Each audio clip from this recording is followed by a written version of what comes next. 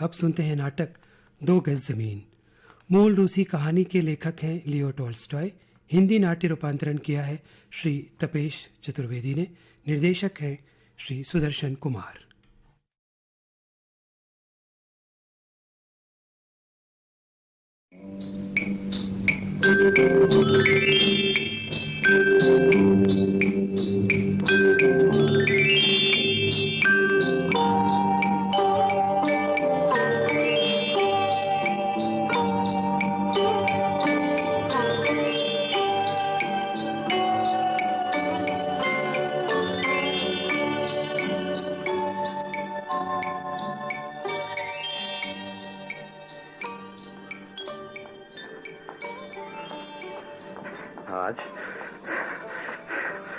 आज मैं अपने जीवन की सबसे बड़ी इच्छा पूरी कर लूंगा।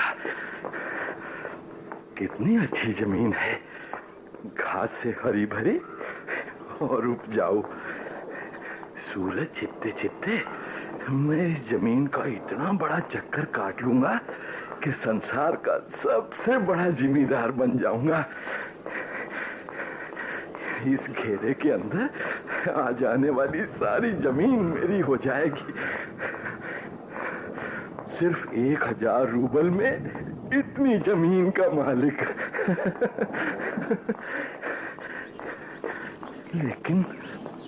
लेकिन बाशकीरों के इस प्रदेश का ये गांव मुखिया अपनी बात से मुकर तो नहीं जाएगा? नहीं, बदल कैसे जाएगा? पहली मुलाकात में उसने जो मुझसे बात की थी उससे तो ऐसा नहीं लगता था। कितनी अच्छी तरह और कितने अपनेपन से उसने बात की थी मुझसे।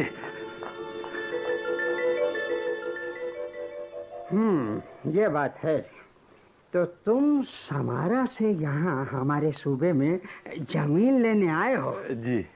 बहुत खुशी की बात है, बहुत खुशी की बात है। अरे भैया, तुम्हें जहाँ जितनी भी जमीन पसंद हो शौक से ले सकते हो। अरे हमारे पास बहुत जमीन है, बहुत जमीन है। मैं जितनी भी जमीन जिस जगह पर चाहूँ ले सकता हूँ? हाँ, क्यों नहीं। आपका बहुत बहुत शुक्रिया। मैं सिर्फ इतना और जानना चाहूंगा कि जमीन का वो कौन सा हिस्सा है जिसे मैं ले सकता हूँ। क्या मतलब? मैं चाहूंगा कि उस हिस्से में से मैं अपनी पसंद की जमीन चुन लूं।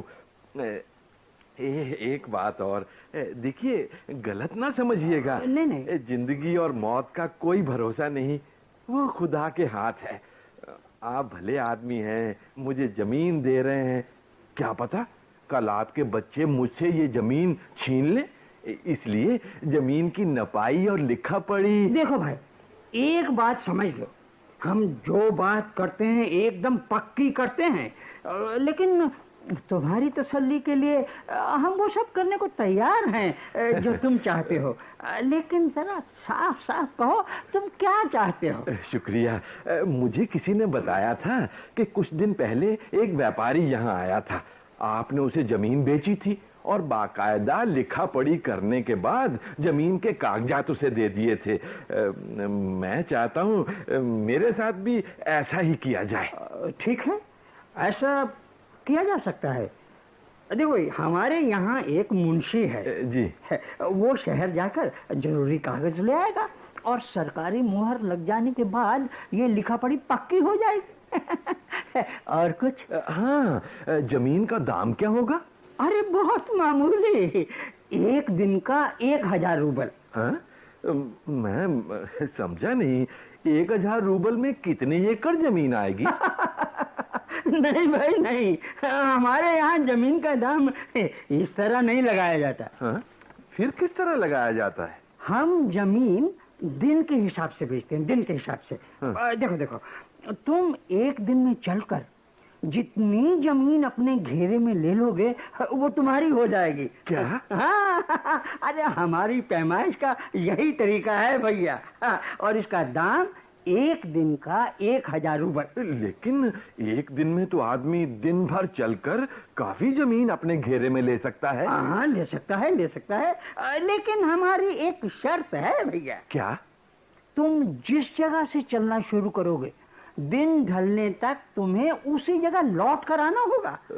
अगर तुम सूरज डूबने से पहले उसी जगह नहीं आ सके जहां से चलना शुरू किया था तो तुम्हारा पैसा जब्त हो जाएगा भैया। हाँ। लेकिन आप वो जगह कैसे चुनेंगे जहां से मैं चलना शुरू करूंगा? जगह तो तुम चुनोगे भैया। तुम हमें वो जगह बता देना, हम अपनी टोपी वहां रख देंगे। ठीक। और उसमें तुम्हारे 1000 रूबल डाल देंगे। हम सारे दिन वहीं बैठे रहेंगे। हाँ, देखो, तुम उस जगह से चलकर जमीन का चक्कर लगाओगे। हमारे आदमी खूंटियां और हथौड़ा लिए तुम्हारे साथ रहेंगे। तुम जहां कहोगे वहीं वे लोग खूंटियां गाड़ देंगे। ये भी ठीक है। और खूंटियों के घेरे में आने वाली जमीन पर हल चला दिया जाएगा। तुम जैसा चाहो, जिस तरह चाहो घेरा बना सकते हो, लेकिन हर हालत में सूरज डूबने तक तुम्हें उस निशान तक जरूर पहुंच जाना होगा भैया जहां हमारी टोपी रखी होगी। यानी जहां से तुमने चलना शुरू किया था। जितनी जमीन तुम खूंटियों के घेरे में ले लोगे वो सब तुम्हारी होगी। हाँ। ठीक है, ठीक है, मुझे शर्त मंजूर है। कल सूरज उगते ही मैं चलना शुरू कर दूंगा। ठीक। हाँ। कल सूरज उगने से बहुत पहले हम यहाँ होंगे। अरे हाँ, तुमने अपना नाम क्या बताया? पाखोम। पाखोम। हाँ, तो पाखोम, कल सुबह मुलाकात होगी। हाँ जी अच्छा, जी अच्छा, जी अच्छा।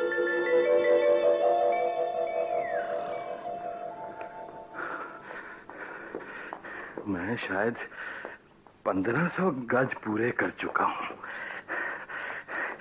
क्यों ना यहाँ एक खूंटी गड़वा दूं? भाई, यहाँ एक खूंटी गाड़ दो। अच्छा जी। अब तो गर्मी बहुत लगने लगी। लगे, गर्मी चाहे जितनी लगे, जो इरादा किया है उसे जरूर पूरा करूंगा। अब मेरे सारे कष्ट दूर हो जाएंगे। नताशा, नताशा अब कितनी खुश रहेगी। उसके लिए सारी खुशियां जुटा दूंगा। शहर की जिंदगी जीने वाली उसकी बड़ी बहन तानिया ने उस पर कैसे कैसे व्यंग किए थे, लेकिन नताशा ने भी कितने संतोष भरे उत्तर दिए थे।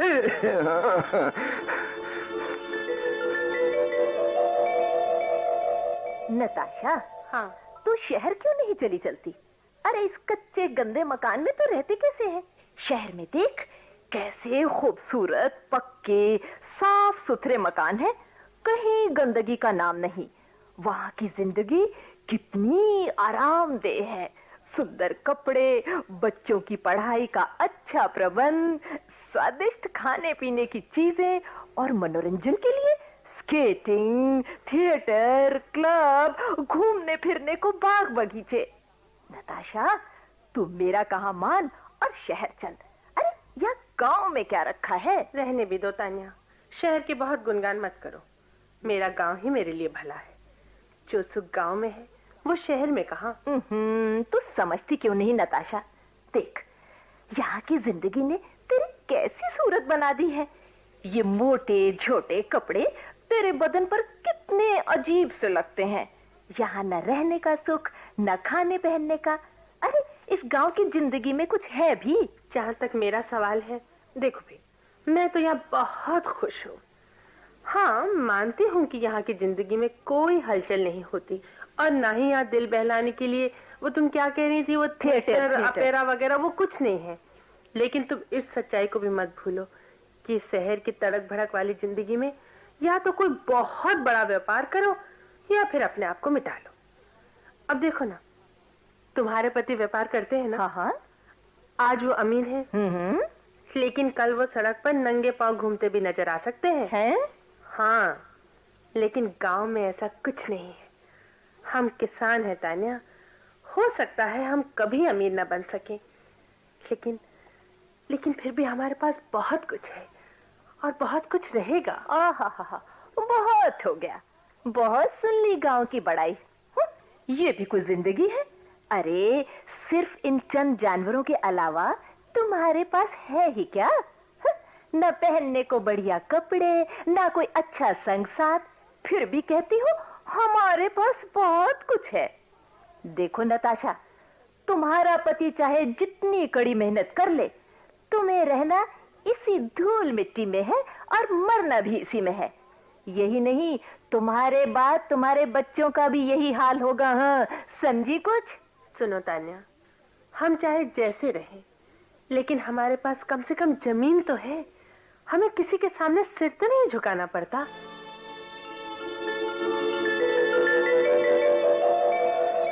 नहीं नताशा, अब तुम्हें किसी के सामने सिर नहीं झुकाना पड़ेगा। और अब किसी जिम्मेदार का कारिंदा हम पर जुर्माना नहीं कर सकेगा। हाँ, कितना अकड़ कर बोलता था कमबख्त।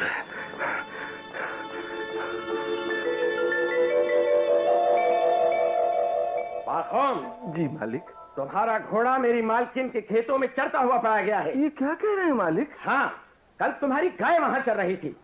इससे पहले भी तुम्हारे जानवर वहां चरते हुए देखे गए हैं। मेरी मालकिन का जो नुकसान हुआ है उसके लिए तुम्हें जुर्माना भरना होगा। लेकिन कारिंदा जी, मैं तो अपने जानवर बाड़े में बांध के रखता हूँ। क्या नहीं, क्या नहीं, मैं ही झूठ बोल रहा। नहीं मालिक, नहीं। कान खोल कर सुन लो पाखों जी। तुम्हें जुर्माना देना होगा। जुर्माना? तुम कोई अनोखे तो हो नहीं, औरों के जानवरों पर भी जुर्माना लगाया जा चुका है। तुम्हें 25 रुपए अदा करने होंगे, समझे? मालिक, ये तो बहुत भारी दंड दे दिया आपने। इतने में तो नई जमीन खरीदी जा सकती है। मालिक, तुम्हें ये जुर्माना देना होगा। कल तक मालकिन के पास रकम पहुंच जाए, समझे? अच्छा मालिक, करूंगा कहीं से जोड़ तोड़।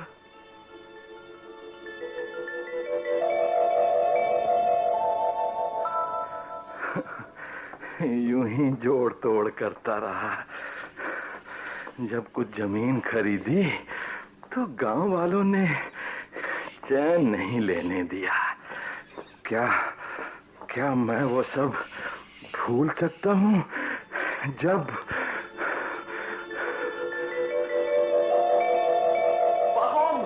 पाखोम, क्या है? अरे तुम यहाँ बैठे सुस्ता रहे हो और वहाँ तुम्हारे खेतों के किनारे लगाए तुम्हारे पेड़ कटे पड़े हैं। अरे पेड़ों की छाल उखड़ी पड़ी है, नाच के पौधे रौंदे हुए हैं। क्या कहा?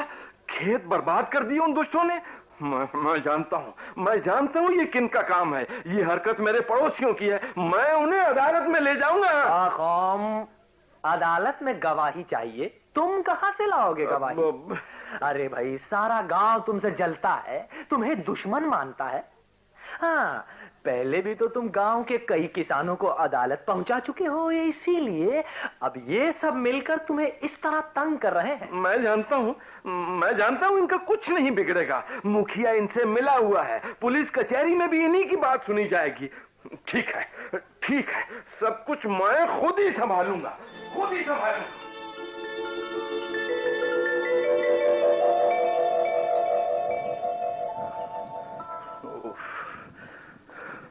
अब तो पैर अकड़ने लगे। ये गर्मी तो आज मार ही डालेगी। लेकिन रुके तो गए भैया। सूरज डूबने में अभी 1 घंटा बाकी है। 1 घंटे का कष्ट और जीवन भर का आनंद।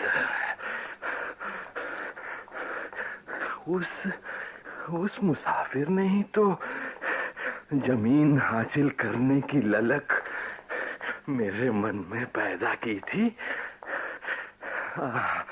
कैसी अंधेरी ठंडी रात थी।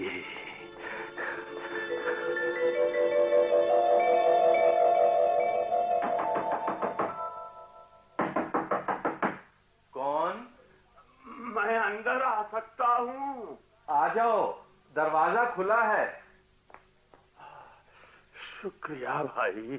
उफ, बाहर तो बला की सर्दी है। हाँ हाँ, लेकिन आप कौन है? मैं एक किसान हूँ, सफर पर निकला हूँ, बहुत थक गया हूँ। क्या मुझे रात भर के लिए आपके यहाँ जगह मिल सकेगी? क्यों नहीं, क्यों नहीं, आराम से बैठिए, मैं अभी सारा इंतजाम किए देता हूँ।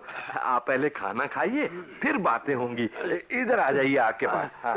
शुक्रिया, मैं हमेशा आपका एहसानमंद रहूंगा। अरे नहीं नहीं, अच्छा ये तो बताइए कि किधर से आना हुआ आपका? मैं बोलगा नदी के पार वाले इलाके से आ रहा हूँ। मैं वहीं नौकरी करता था। वहाँ जमीन कैसी है? जमीन दोस्त, वहाँ एक नई बस्ती बसाई जा रही है। जो नया आदमी बसने के इरादे से वहाँ जाता है, उसे 25 बीघा जमीन मुफ्त दी जाती है। मुफ्त? हाँ, मुफ्त।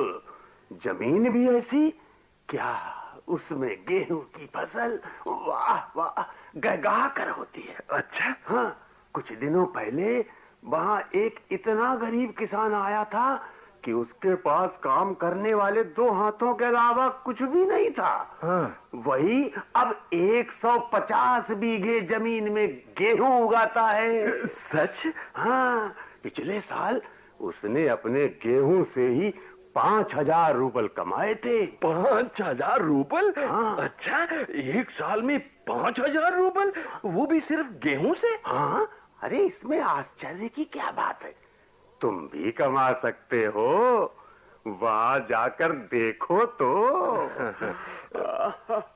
अच्छा दोस्त, रात बहुत हो गई है, नींद आ रही है। ठहरो ठहरो ठहरो, पहले मैं तुम्हारे वास्ते खाने के लिए कुछ ले आऊं। जैसी तुम्हारी इच्छा। और नताशा कितना खुश हुई थी जब मैंने उसे बतलाया था कि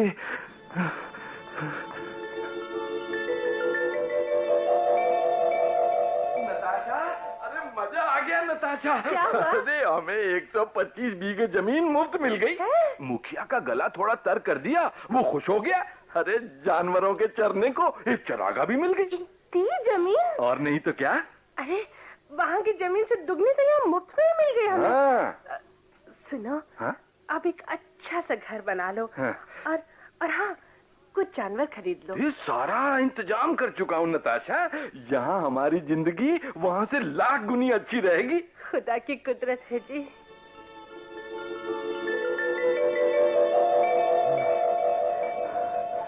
मैंने अपने घेरे के 2 लंबे हिस्से पूरे कर लिए हैं।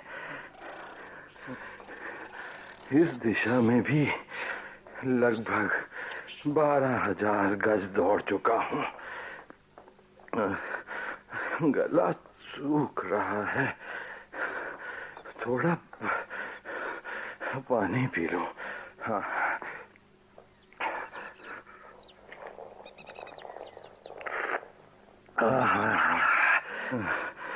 अब आखिरी हिस्से को छोटे रास्ते से पूरा करना ठीक रहेगा। ओह, सूरज काफी ढल चुका है और टोपी कम से कम 15,000 गज दूर है। नहीं, अब जमीन चाहे जितनी अच्छी मिले और अधिक नहीं घेरूंगा, नहीं घेरूंगा। ओफो, अब तो पैर जवाब दे रहे हैं। हाय हाय, सारे तलवे छिल गए। नहीं, मुझे टोपी तक पहुंचना होगा, जरूर पहुंचना होगा।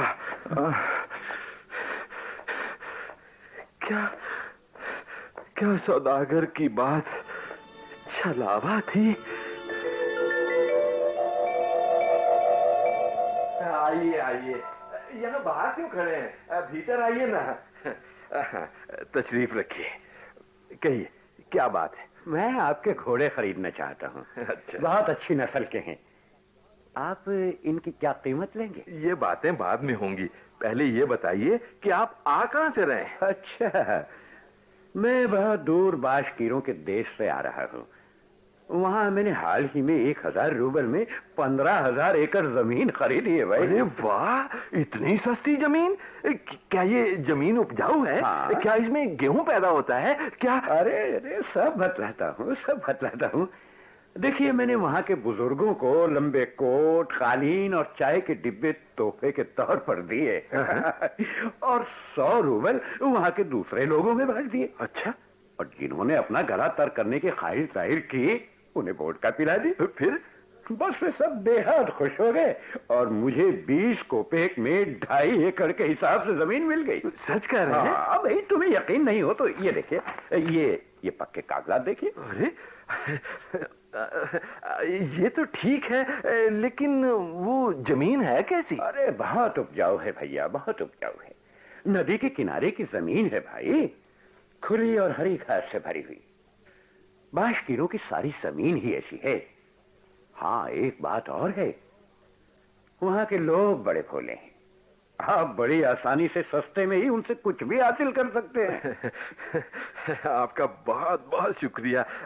हाँ, वहां पहुंचने का रास्ता भी तो बतला दीजिए। वो तो बतला ही दूंगा दोस्त, लेकिन आपने घोड़ों के बारे में अपनी राय नहीं बताई। घोड़े आप जब चाहें ले जाइए और जो चाहें दे दीजिए। तो ठीक है, मैं कल आकर घोड़े ले जाऊंगा और तभी आपको बाशकीर का रास्ता समझा दूंगा।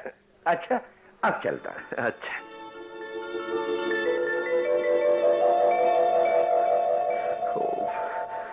सूरज डूबने वाला है।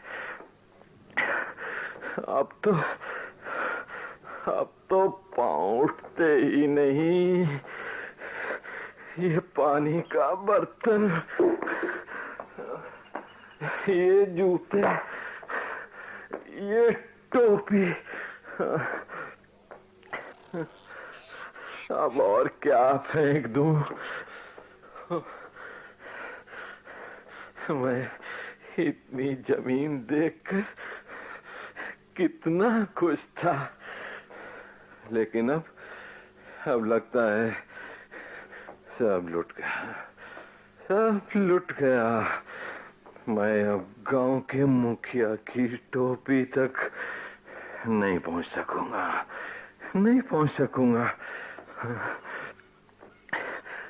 कहीं मैं मर तो नहीं जाऊंगा? नहीं, क्या वो भयानक सपना सच हो जाएगा?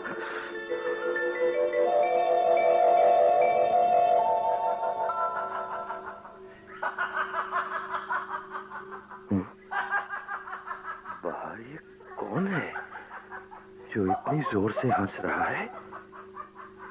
चलकर देखूं।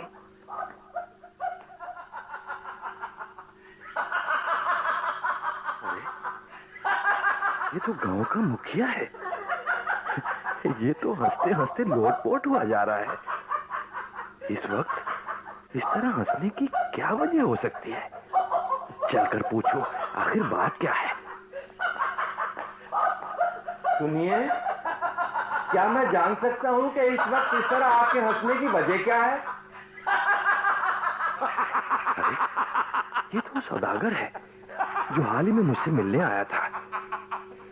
दोस्त, क्या आप वही हैं जो मुझसे मिलने मेरे घर आए थे और मेरे घोड़े खरीदे थे? बात है, ये क्या हो रहा है? ये आदमी तो वही किसान है जो सबसे पहले मेरे पास बोलगा के पास से आया था। ओफो, मेरी आंखों को ये क्या हो गया है? ये मैं क्या देख रहा हूँ? ये तो सींगों वाला शैतान है जो किसी तरफ टकटकी लगाए हंसे जा रहा है।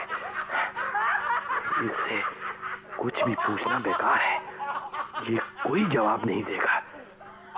ये क्या देखकर इतना हंस रहा है? देखूं, ये सामने कौन लेटा हुआ है? नंगे पैर, नंगे सिर, सफेद चेहरा। तो इसे ही देख देख कर ये शैतान हंस रहा है। ये तो मैं खुद ही यहाँ पड़ा हुआ हूँ। मेरी ये हालत। लमिको, लमिको, लमिको, लमिको, लमिको, लमिको। क्या बात है, आप चीख रहे? लोमिको, मैंने एक भयानक सपना देखा है। कोई शैतान। शैतान? कैसा शैतान? अरे मालिक, आप सपने से डर गए होंगे। लेकिन लोमिको, कहते हैं कि सुबह का सपना सच्चा होता है। अरे छोड़िए भी मालिक, सपने भी कहीं सच हुआ करते हैं। लोमिको, कहीं कुछ अनिष्ट न हो जाए। नताशा मेरा इंतजार करती होगी। अरे कुछ नहीं होगा मालिक, कुछ नहीं होगा। अब आप सो जाइए। अच्छा, कोशिश करता हूँ।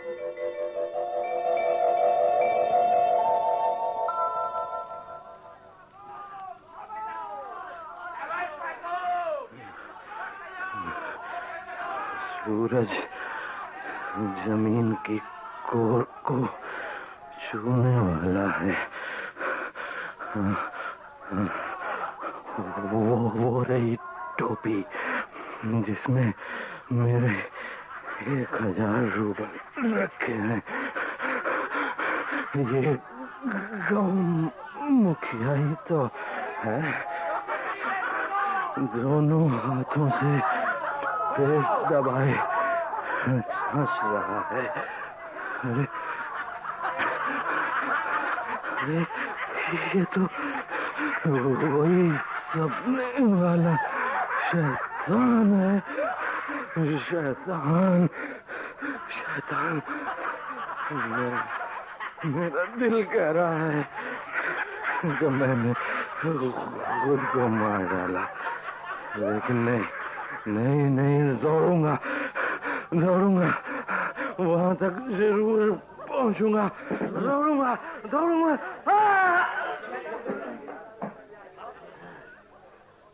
मैंने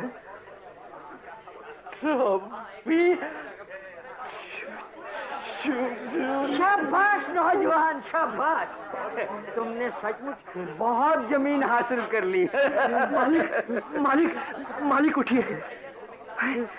ये क्या, आपके मुंह से खून? मालिक, ये आपने क्या किया? मालिक। लो, ये फावड़ा उठाओ और अपने मालिक को दफना दो। इसे चाहिए सिर्फ 2 गज जमीन।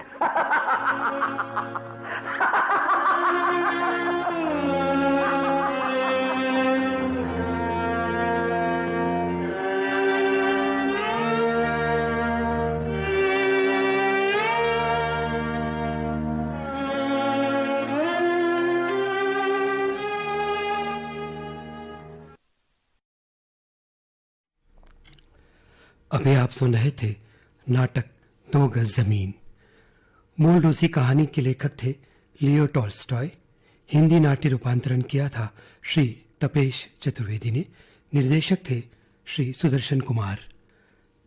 भाग लेने वाले कलाकार थे सर्वश्री श्याम अरोड़ा, BR नागर, मलराज भट्टा, SP शुक्ला, सुरेंद्र वर्मा, कमल साथी, ललित पारिमू, सुनीति कोहली और रश्मिधर।